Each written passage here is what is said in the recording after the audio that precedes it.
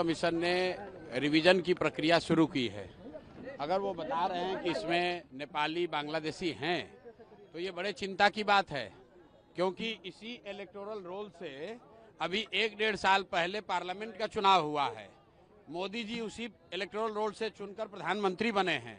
तो क्या election commission ये मान रहा है, स्वीकार कर रहा है कि जिस इलेक्टोरल रोल से लोकसभा का चुनाव हुआ उसमें बहुत सारे बांग्लादेशी या दूसरे गैर कानूनी लोग वहां पर उस इलेक्टोरल रोल में हैं?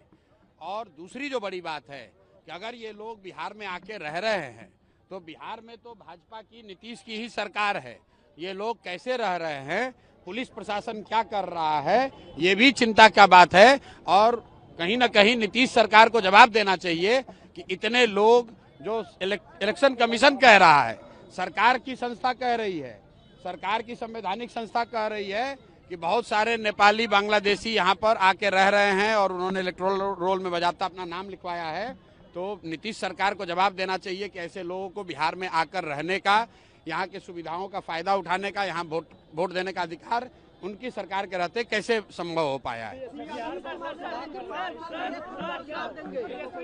आरोप लगाया है कि जो सुप्रीम कोर्ट का आदेश था उसको इलेक्शन कमीशन फॉलो नहीं कर रहा है। देखिए, तेजस्वी यादव क्या कह रहे हैं, नहीं कर रहे हैं, उसका कोई बहुत महत्व नहीं है।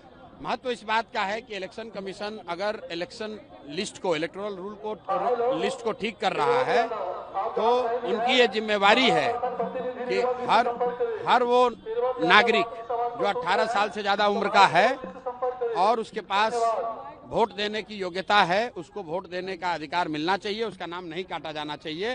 तेजस्वी यादव क्या कह रहे हैं, प्रशांत किशोर क्या कह रहे हैं, इसका महत्व नहीं है। महत्व इस बात का है कि जो भी वोट देने की योग्यता रखता है उसको वोट देने का अधिकार होना चाहिए, उसको वोट देने का मौका देना चाहिए। सम्राट चौधरी ने कहा है कि बिहार में लॉ एंड ऑर्डर की स्थिति बिल्कुल ठीक है, आपसी मतभेद के कारण ये हत्याएं हो रही है। सम्राट चौधरी, लॉ एंड ऑर्डर पर सम्राट चौधरी का बोलना ऐसे ही है जैसे मैं क्वांटम फिजिक्स पे अगर कुछ बोलने लगूं। भाई, सम्राट चौधरी को लॉ एंड ऑर्डर का क्या समझ है? सम्राट चौधरी तो गृह मंत्री नहीं है, सम्राट चौधरी कोई लॉ एंड ऑर्डर के विशेषज्ञ नहीं है। गृह मंत्री यहाँ पर नीतीश कुमार हैं और वो अचेतन अवस्था में हैं। उनकी बुद्धि और उनका मानसिक और शारीरिक स्थिति ऐसा नहीं है कि उनको पता चले सरकार का इकबाल खत्म हो गया है, जिसको जो मन आ रहा है वो कर रहा है। पूरे सरकार को 3-4 अधिकारी और 4-5 उगाही मंत्री चला रहे हैं, इसीलिए पूरे बिहार में ये दुर्दशा की स्थिति है।